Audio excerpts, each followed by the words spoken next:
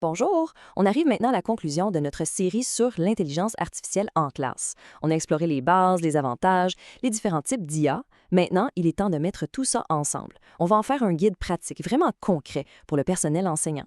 Cette citation, elle résume parfaitement notre objectif, hein?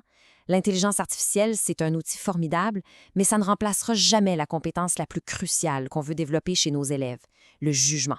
C'est vraiment ça le cœur de notre mission. OK, rentrons dans le vif du sujet. C'est super important de comprendre que l'IA, c'est ni tout bon, ni tout mauvais. C'est une double réalité. Ça nous offre des possibilités incroyables, mais ça vient aussi avec des risques bien réels qu'on ne peut juste pas ignorer.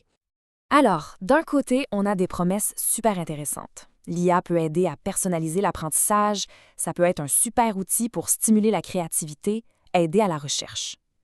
Mais de l'autre côté, attention, ça ouvre la porte à la désinformation, ça pose des risques pour la vie privée, et si on l'utilise mal, ça peut vraiment affaiblir l'esprit critique et même créer une dépendance. Notre rôle, c'est de savoir jongler entre ces deux côtés de la médaille. Parlons un peu plus des dangers, parce que c'est essentiel. Les jeunes esprits, eux, sont en plein développement. Ils sont particulièrement vulnérables. Leurs filtres pour juger l'information ne sont pas encore complètement formés, ce qui veut dire que notre vigilance, elle, est absolument cruciale. Un des risques les plus subtils, c'est celui des compagnons IA. Ce sont des chatbots conçus pour imiter une relation d'amitié, pour offrir une relation sans friction, sans conflit. Pour un jeune qui apprend les codes sociaux, ça peut complètement fausser sa perception de ce qu'est une vraie amitié, des limites, de la gestion des chicanes, et ça peut mener à l'isolement. Et ces dangers-là, ils ne sont pas théoriques, ils sont documentés. Des études ont montré que certains chatbots, quand on se fait passer pour un ado, peuvent être amenés à encourager des idées dangereuses, à banaliser des situations d'abus ou même à générer du contenu inapproprié. Le problème, c'est qu'ils sont programmés pour être gentils, pour plaire. Ça veut dire qu'ils peuvent valider des pensées négatives sans aucun discernement, ce qu'un humain, lui, ne ferait pas. Bon, c'est bien beau de parler des problèmes, mais qu'est-ce qu'on fait? C'est là que notre rôle devient plus important que jamais. On n'a pas besoin d'être des experts en programmation, pas du tout. Notre rôle, c'est d'être une boussole pour aider les élèves à s'orienter dans ce nouveau monde numérique. Voici une distinction fondamentale, la chose à expliquer aux élèves. Un moteur de recherche comme Google, ça trouve de l'information qui existe déjà sur le web. Une IA générative comme ChatGPT, ça ne cherche rien. Ça crée une réponse en assemblant des mots de la façon qui lui semble la plus probable. C'est pour ça qu'elle peut halluciner, c'est-à-dire inventer des faits avec un art très, très confiant. Pour guider les élèves, on peut s'appuyer sur 4 principes tout simples.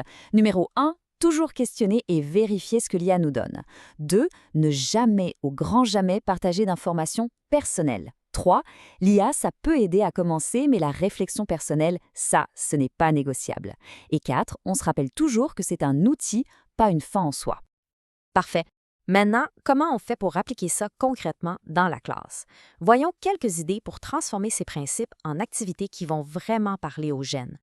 Plutôt que de l'interdire, pourquoi ne pas utiliser l'IA comme un partenaire créatif? On peut lui demander de générer des idées de départ pour un projet juste pour briser la page blanche. On pourrait même coécrire un poème avec la classe où l'IA propose un vers et les élèves le suivant. Le but, c'est de passer d'une utilisation passive à une interaction qui est active et critique. Ce qui est vraiment intéressant ici, c'est que ça nous amène à enseigner une toute nouvelle compétence, l'art de bien formuler une demande, ce qu'on appelle un prompt.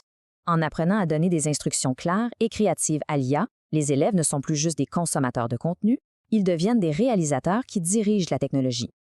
Et il faut savoir qu'on n'est pas seul là-dedans. Il existe des ressources fantastiques ici même au Québec. Par exemple, l'OBNL C'est-Sciences le Lab offre gratuitement des jeux et des vidéos éducatives qui sont faits sur mesure pour sensibiliser les jeunes du primaire et du secondaire aux technologies de façon sécuritaire. En fin de compte, notre vraie mission, ce n'est pas de former des experts en IA. C'est de former des esprits qui sont critiques, créatifs et empathiques. Des jeunes qui vont savoir utiliser ces outils intelligemment sans jamais se laisser dominer par eux. Si on se sent un peu dépassé par tout ça, eh bien, c'est tout à fait normal. Ce chiffre-là le montre. La grande majorité des gens ressentent la même chose. Mais il faut se rappeler d'une chose. Notre expertise, ce n'est pas la technologie, c'est la pédagogie. Notre rôle, c'est de guider l'apprentissage, pas de maîtriser chaque nouvel outil qui sort. Et c'est ça le point le plus important. La meilleure préparation pour un avenir avec l'IA, c'est de se concentrer sur ce qui a toujours été au cœur de l'éducation. Cultiver des compétences intemporelles, des choses que les machines ne peuvent pas reproduire. On parle du jugement critique, de la créativité, de la curiosité, de l'empathie. C'est là que réside notre plus grande valeur ajoutée. Alors, la question qu'on doit se poser, c'est celle-ci. Le défi, ce n'est pas de se battre contre l'IA, mais de l'intégrer comme un outil parmi d'autres, tout en élevant le regard des élèves pour qu'ils développent une pensée originale, critique et profondément humaine. Une pensée qui va bien au-delà de ce qu'un algorithme pourra jamais générer. Merci beaucoup d'avoir suivi cette série.